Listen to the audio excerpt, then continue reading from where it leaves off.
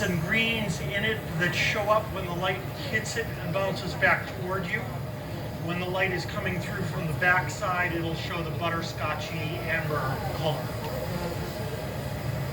So ready to start? I'm going to get a gather of clear glass on the end of the pipe. It'll be 2 layers of clear, and then I'll add the color, and then 1 more layer of clear over the top of that. When you dip into the glass and you take it out, that's called a gather. So that's a gather of a colorless glass. This is a soda lime glass, not a lead glass, but it would be called soda lime crystal because it's crystal clear. This is a luxury blowing glass. It's made for hand blowing. It's not made for machine blowing. In a machine, what they want in a bottle glass, which would be the same basic kind of glass. Both are soda lime glass.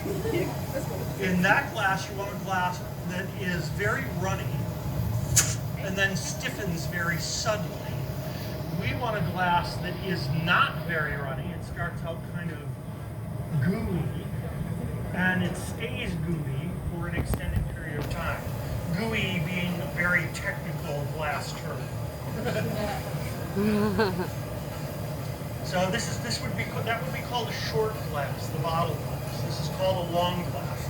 The reason they want that pattern in the machine glass is because it's coming out of a continuous melt furnace, being cut into plugs, dropping down a slide, going into a mold, and being inflated inside the mold. When it's inflated inside the mold, they want it to set up right at that moment so they can open the mold and push it out onto the conveyor. That is going to be a real thin wall, mold-blown object. This works, but then the rest of the things that you add change the character of the glass dramatically.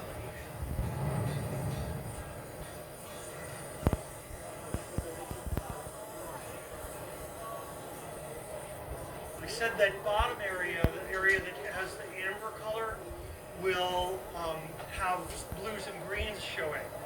I just changed the atmosphere in the glory hole to a reduction atmosphere. The amber colored glass has silver in it as a colorant. Oh, We add a little more of it. That's amazing. And the silver reacts to a reduction atmosphere where you have a wealth of fuel in a hot environment. The fuel steals oxygen out of the glass, and with the glass that has silver in it as the colorant, it changes the color of the glass itself.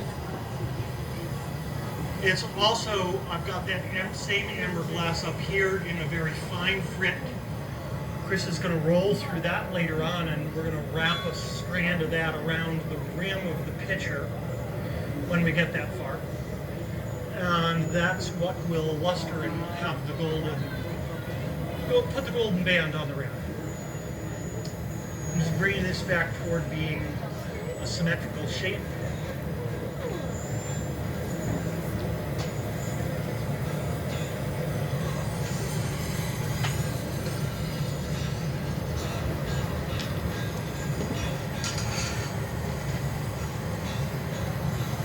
We need to get the indentations out of the surface. Right now, there's still a lot of little indentations from the frit being added and not flattened in quite yet.